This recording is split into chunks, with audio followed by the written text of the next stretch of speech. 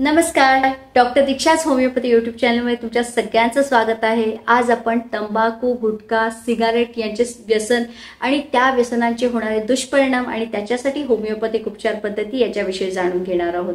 आता तुम्ही जेव्हा स्मोकिंग किंवा तंबाखू गुटखाचं सेवन सुरू करता त्या दिवसापासून तुमच्या आयुष्यातील एक एक दिवस जो आहे तो कमी व्हायला लागतो। ह्या गोष्टीचे किती दुष्परिणाम आहेत, अगदी डोक्यापासून ते पायापर्यंत प्रत्येक अवयवावर या पहिल्या दिवसापासून त्या गोष्टीचा परिणाम जो होत असतो तो आज आपण पाहणार आहोत। त्याच्याबरोबरच हे व्यसन तुम्हाला खरंच बंद करायचं असेल, कमी करून हे कायमस्वरूपी घालवायचं असेल तर त्याच्यासाठी होमिओपॅथीमध्ये कोणती औषधं आहेत, मी स्पेशली आज तुमच्याबरोबर 5 होमिओपॅथीमधील औषधं डिस्कस करणार आहे जी खरोखरच तुमचं व्यसन कमी करून व्यसन कायमस्वरूपी बंद करेल। त्याच्याबरोबरच तुम्हाला जेव्हा व्यसन सोडताना जो त्रास सुरू होतो, जसं डोकं दुखणे आहे, डोके दुखण्याबरोबरच पचनाचे प्रॉब्लेम सुरू होतात, पेशंट मेनली अँझायटी वाढते, डिप्रेशनमध्ये जायला लागतो, पॅनिक अटॅक्स येतात, अशा वेळेला तुम्ही कोणती होमिओपॅथिक औषधं घेऊ शकता हे आज आपण पाहणार आहोत। सो व्हिडिओ कुठेही स्किप न करता शेवटपर्यंत नक्की पहा आणि अजूनही तुम्ही चॅनलला सबस्क्राईब केलं नसेल तर नवनवीन व्हिडिओच्या अपडेट्ससाठी चॅनलला जरूर सबस्क्राईब करा। अजूनही बऱ्याच जणांनी सबस्क्राईब केलं नाही तर नक्की सबस्क्राईब करा, बेल आयकॉन सुद्धा जरूर प्रेस करा जेणेकरून येणाऱ्या नवीन व्हिडिओचे अपडेट्स तुम्हाला मिळतील। आता आपण पहिले त्याचे थोडे दुष्परिणाम बघूया।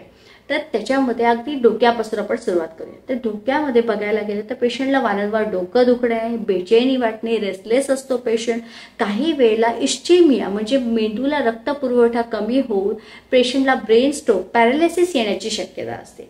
नंतर डोळ्यांवरती त्याचा काय परिणाम होतो तर डोळ्यांमधील ऑप्टिक नर्व जी आहे त्या नसेवरती परिणाम होतो आणि पेशंटला काच बिंदू होण्याचे चान्सेस वाढतात। त्याच्याबरोबर ब्लर विजन होऊन कॅटरॅक्ट होण्याचे, मोतीबिंदू होण्याचे सुद्धा चान्सेस वाढतात। नंतर तोंडामध्ये जर बघायला गेलं तर त्या पेशंटला वारंवार तोंड येणे, वारंवार दात दुखी सुरू होते, हिरड्यांचा त्रास सुरू होतो, त्याच्याबरोबर दात हलके होऊन पडायला लागतात आणि तुम्हाला सगळ्यांना माहीतच आहे माउथ कॅन्सर, तोंडाचा कॅन्सर होण्याचे चान्सेस हे खूप जास्त वाढतात। त्याच्यानंतर नाकापासून ते फुफ्फुसापर्यंत श्वसन मार्गावरती कसं परिणाम होतो तर पेशंटला थोडा थोडा खोकला चालू होतो, मग दमा अस्थमा आहे, त्याच्याबरोबर COPD आहे, एम्फायसेमा आहे, लंग्समध्ये पाणी होणे, फुफ्फुसामध्ये पाणी होणे, प्लुरल रिफ्युजन असा त्रास सुरू होऊ शकतो आणि काही वेळेला त्याची परिणती लंग कॅन्सरमध्ये सुद्धा होण्याची शक्यता असते। त्याच्यानंतर आहे हार्ट, कार्डिओव्हॅस्क्युलर सिस्टीम, याच्यामध्ये पेशंटला high blood pressure, smoking करणाऱ्यांमध्ये atherosclerosis म्हणजे इस्चेमिया, हृदयाला सुद्धा रक्तपुरवठा जो आहे तो कमी होतो आणि त्याच्यामुळे कार्डियक अरेस्ट, हार्ट अटॅक येण्याचे सुद्धा चान्सेस वाढतात। नंतर आहे पचन संस्था, स्टमक, इंटेस्टाईन, आतड्यांमध्ये काय त्रास होतो तर पचनाचे प्रॉब्लेम चालू होतात, त्यांना वारंवार ॲसिडिटी होणे, अपचनाचा त्रास होणे। चेन स्मोकरमध्ये कॉन्स्टिपेशन हा कॉमन प्रॉब्लेम असतो, त्याच्याबरोबर कधी कधी डायरिया अशा प्रकारचा त्रास सुरू होतो। त्याच्यानंतर जर पुरुषांमध्ये बघायला गेलं तर इम्पोटेन्सी आणि त्याची परिणती होते, इन्फर्टिलिटी, वंध्यत्वाचे त्रास सुरू होतात, सेक्शुअल प्रॉब्लेम्स सुरू होतात। त्याच्यानंतर पेशंटला फक्त तोंडाचा आणि फुफ्फुसाचाच कॅन्सर होतो असं नाही तर शरीरामधले मोस्ट ऑफ द पॅन्क्रियाज आहे, स्वादुपिंड आहे, लिव्हर आहे, स्टमक आहे, इंटेस्टाईन आहे, युरिनरी ब्लॅडर, लघवीच्या पिशवीचा सुद्धा कॅन्सर होण्याचे चान्सेस वाढू शकतात। किंवा स्त्रियांमध्ये बघायला गेलं तर गर्भाशयाचा कॅन्सर होण्याचे सुद्धा चान्सेस याच्यामुळे वाढू शकतात। त्याच्यानंतर एक्स्ट्रीमिटीज, हातापायांमधील शक्ती जी आहे ती कमी वाटायला लागते, अशक्तपणा फार पटकन येतो, अगदी वीकनेस वाटतं, थकायला होतं, मूड चेंजेस कायम होत असतात, असे हे वेगवेगळ्या प्रकारचा त्रास जो आहे तो पेशंटमध्ये व्हायला लागतो आणि प्रत्येक अवयव जो आहे तो एफेक्ट होत असतो। आता तुम्हाला जर खरंच या व्यसनातून मुक्त व्हायचं आहे, तुम्हाला व्यसन खरंच कमी करून तुम्हाला बंद करायचं असेल तर तुम्ही तुमचं मनोबल वाढवून तुम्ही होमिओपॅथिक उपचार पद्धती जरूर करा। होमिओपॅथिक डॉक्टरला जरूर कन्सल्ट करू शकताय। तुम्हाला मला कन्सल्ट करायचं असेल तर मी माझा नंबर डिस्क्रिप्शन बॉक्समध्ये शेअर केलेला आहे, तुम्ही व्हॉट्सअपद्वारे अपॉइंटमेंट बुक करू शकताय। आता आपण पाहूया ती कोणती 5 औषधं आहेत जी या व्यसनमुक्तीसाठी अतिशय उपयुक्त आहे। तर नंबर 1चं औषध आहे कॅलॅडियम 30।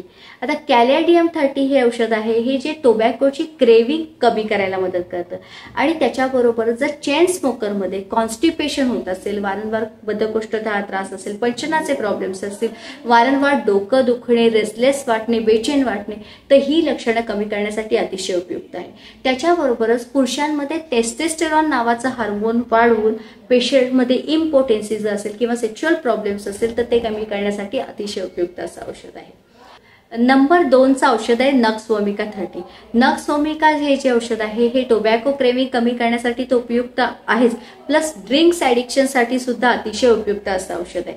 आता नक्स वोमिका काय करतात, जर पेशंटनी स्मोकिंग चेन स्मोकर आहेत आणि त्यांनी स्मोकिंग हळूहळू कमी करायला लागलेले आहे, तर त्यांच्यामध्ये काय होतं की बेचैनी वाटते, रेस्टलेसपणा वाढतो, डोकं फार जास्त प्रमाणात दुखायला लागतं, तर ती लक्षणं कमी करण्यासाठी सुद्धा हे अतिशय उपयुक्त औषध आहे. त्याच्याबरोबर पेशंटला झोप लागत नसेल, कॉन्स्टिपेशन वारंवार होत असेल तर ते कमी करण्यासाठी सुद्धा अतिशय उपयुक्त असं औषध आहे. नंतर मूड चेंजेस होतात पेशंटला, पेशंट डिप्रेशनमध्ये जातो, रेस्टलेस असतो, अँझायटी वाढते, तर या केसमध्ये सुद्धा नक्स वोमिका हे अतिशय उपयुक्त औषध आहे. नंबर 3चं औषध आहे डॅफ्ने indica mother tincture.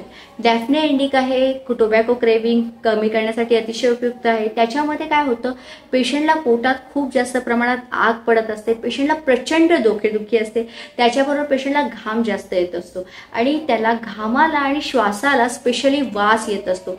Tobacco smoking करणाऱ्यांमध्ये अशी कंडिशन असेल, श्वासाला घामाला खूप जास्त वास येत असेल, तर ते कमी करण्यासाठी सुद्धा ह्या क्रेविंग बरोबर हे सुद्धा कमी करण्यासाठी हे डॅफ्ने इंडिका मदर टिंक्चर अतिशय उपयुक्त औषध आहे. नंबर 4चं औषध आहे लोबेलिया इन्फ्लेटा मदर टिंक्चर. आता हे औषध जे आहे हे पेशंटला टोबॅकोची क्रेविंग खूप जास्त असते, पण त्याचा वास आणि चव जी आहे ती पेशंटला सहन होत नाही, तर ही अशा केसमध्ये टोबॅको क्रेविंग कमी करण्यासाठी अतिशय उपयुक्त औषध आहे. त्याचबरोबर पेशंटला दमा, अस्थमा आणि श्वसनाचे प्रॉब्लेम जर सुरू झाले असतील तर त्याच्यासाठी सुद्धा लोबेलिया इन्फ्लेटा मदर टिंक्चर हे अतिशय उपयुक्त आहे. नंबर 5चं औषध आहे टॅबॅकम 1000. ही एकदम हायर पोटेन्सी आहे आणि हे औषध बनलं आहे तंबाखू या वनस्पतीपासूनच. आता तुम्ही म्हणाल तंबाखूची क्रेविंग कमी करायचं आहे आणि तंबाखूपासूनच बनलेलं औषध आहे, तर हे औषध होमिओपॅथीमध्ये पोटेंटायझेशन तंबाखूच्या वनस्पतीचं करून बनवलेलं आहे आणि हे टोबॅकोचं क्रेविंग करण्यासाठी अतिशय उपयुक्त औषध आहे. ज्याच्यामध्ये होमिओपॅथी हे असं शास्त्र आहे जे बेस्ड आहे सिमिलिया सिमिलिबस क्युरेंटर, म्हणजे सेम क्युअर सेम्स, म्हणजे काट्यानेच काटा काढता येतो. त्याच्यामुळे टॅबॅकम हे जे औषध आहे ते या प्रॉब्लेमसाठी क्रेविंग कमी करण्यासाठी हे अतिशय उपयुक्त औषध आहे. त्याचबरोबर डिटॉक्सिफिकेशन करण्यासाठी, म्हणजे जे विषारी घटक या टोबॅको स्मोकिंगमुळे शरीरात शोषले जातात ते कमी करण्यासाठी हे अतिशय औषध उपयुक्त आहे.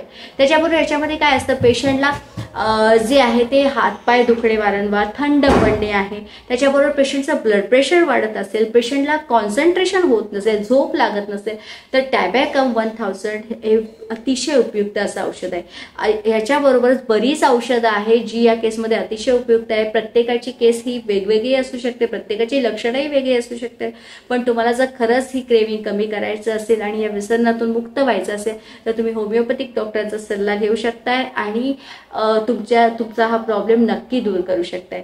सो तुम्हाला माझा व्हिडिओ कसा वाटलाय कमेंट बॉक्समध्ये जरूर शेअर करा. व्हिडिओ आवडला असेल तर शेअर करा, सबस्क्राईब करा. Stay safe, stay healthy. Thank you.